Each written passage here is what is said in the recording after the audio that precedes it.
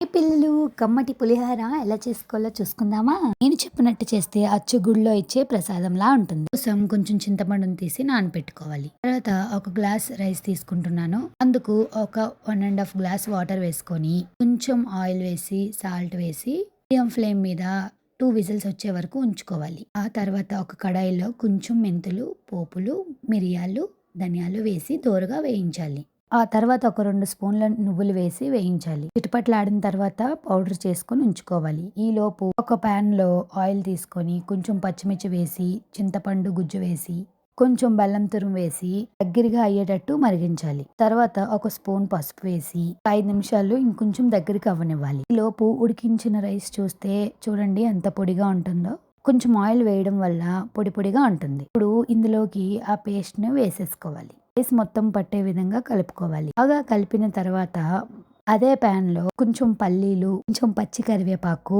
కొంచెం ఎండు మిరపకాయలు, అలాగే పోపు గింజలు అంటే ఒక స్పూన్ మినుములు, ఒక స్పూన్ శనగపప్పు, ఒక స్పూన్ ఆవాల గింజలు అన్నీ వేసి పల్లీలు కొంచెం ఎరుపెక్కగానే ఇంగువ పొడి వేయాలి. మరొక్క 3 నిమిషాలు ఉంచాలి. కానీ ముందు సరిపోకపోతే చింతపండు గుజ్జులో వేసేసి మరిగించుకోవచ్చు. తర్వాత ఈ వేయించుకున్నవన్నీ కూడా రైస్‌లోనే కలిపేసుకోవాలి. ఇప్పుడు తయారు చేసి పెట్టుకున్న పొడిని కలిపేసుకొని రైస్ మొత్తంలో కలిసే విధంగా కలుపుకోవాలి.